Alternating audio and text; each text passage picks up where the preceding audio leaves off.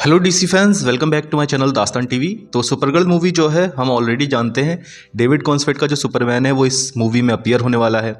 हमको ऑलरेडी ये बात कंफर्म होके मिल गई है मिली एल्कॉक की तरफ से ही कि जो सुपरमैन है उसका एटलीस्ट एक सीन तो होगा इस मूवी में जिसमें सुपरमैन और सुपरगर्ल आपस में बातचीत करेंगे क्रिप्टोनियन लैंग्वेज में। ये खुद मिली एल्कॉक ने कंफर्म करके हमको दिया था। र्यूमर निकल के आ रहे हैं कि शायद 3 सीन हो सकते हैं सुपरमैन के इस मूवी में।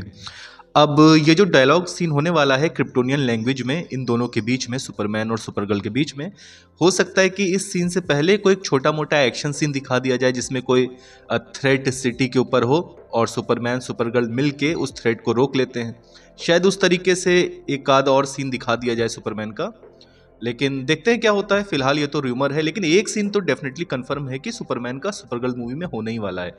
अच्छा, एक चीज़ जो इंटरेस्टिंग है जेम्स गन के डीसी यूनिवर्स के बारे में, आपने देखा ही होगा सुपरमैन मूवी में भी हमको दिखाया गया था कि जॉरेल जो लैंग्वेज बोल रहा होता है वो डिफरेंट होती है, यानी क्रिप्टोनियन लैंग्वेज होती है। यानी जो क्रिप्टोनियंस हैं वो दरअसल इंग्लिश यूज़ नहीं कर रहे हैं, वो दरअसल क्रिप्टोनियन लैंग्वेज को यूज़ कर रहे हैं अपने डायलॉग्स को बोलते वक्त। अब जेम्स गन को ये एडवांटेज मिला था कि वो ओरिजिन स्टोरी दिखा नहीं रहे थे। अब क्योंकि वो ओरिजिन स्टोरी नहीं दिखा रहे हैं तो वो ये चीज़ यूज़ कर सकते थे कि एक so called unknown Kryptonian language है जिसमें कैरेक्टर्स बात कर रहे हैं। ये चीज़ उनको एडवांटेज मिली। लेकिन सुपरमैन की अगर हम पिछली मूवीज़ देखें, जैसे मैन ऑफ स्टील आप देख लीजिए या क्रिस्टोफर रीव की जो सुपरमैन मूवीज़ थी, उसमें ओरिजिन्स भी दिखानी थी। तो जो कैरेक्टर्स थे उनको डायलॉग जो थे वो इंग्लिश में ही बोलने थे ताकि पब्लिक को समझ में आए। लेकिन जेम्स गन का जो डीसी यूनिवर्स है वो ओरिजिन नहीं दिखा रहा था, इसलिए उसको ये एडवांटेज है। लेकिन एक बहुत ज़्यादा इंटरेस्टिंग चीज़ है, आप ध्यान दीजिएगा। मैन ऑफ स्टील मूवी जो है उसमें भी क्रिप्टोनियंस जो थे वो आपस में डायलॉग में इंग्लिश डायलॉग्स यूज़ कर रहे थे। लेकिन जो इंटरेस्टिंग चीज़ है मैन ऑफ स्टील मूवी के बारे में, उनमें जो डायलॉग्स थे क्रिप्टोनियंस के, उनका स्ट्रक्चर थोड़ा सा अलग था। फॉर एग्जाम्पल, हम जो नॉर्मल इंग्लिश यूज़ करते हैं इसका जो स्ट्रक्चर रहता है वो सब्जेक्ट वर्ब ऑब्जेक्ट ये रहता है।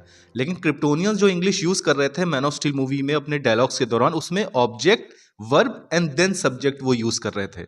ऐसा इसलिए क्योंकि जो क्रिप्टोनियंस थे वो बहुत ज़्यादा मटीरियलिस्टिक नेचर के थे।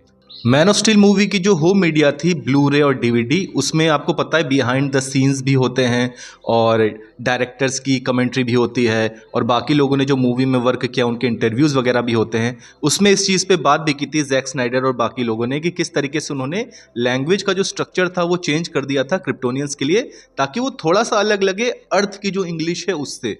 तो मैन ऑफ स्टील मूवी ने ये बहुत ज़्यादा इंटरेस्टिंग चीज़ की थी। हालांकि जेम्स गन का जो डीसी यूनिवर्स है ये पूरी एक लैंग्वेज ही बना रहा है क्रिप्टोनियन, थोड़ा अलग, और ये कोई सरप्राइजिंग या कोई न्यू चीज़ नहीं है। कई सारी हॉलीवुड मूवीज़ ऑलरेडी ये चीज़ कर चुकी हैं। जैसे अवतार की अगर हम बात करें, उस मूवी में भी जो एलियंस की लैंग्वेज है, जेम्स कैमरून ने अलग से पूरी एक लैंग्वेज ही बना ली थी जो लैंग्वेज एक्सपर्ट्स हैं उनकी हेल्प से। और कई सारी मूवीज़ में ऐसा हो चुका है, तो मे भी डीसी यूनिवर्स में भी हमको ये चीज़ नज़र आए। तो यही गाइज न्यूज़ निकल के आ रही थी कि जो सुपरगर्ल मूवी है इसमें जो डेविड कॉन्सवेट का सुपरमैन है, इसके एक से ज़्यादा सीन हो सकते हैं, ये र्यूमर है। डीसी अपडेट्स के लिए मेरे चैनल को सब्सक्राइब करिए। Thank you.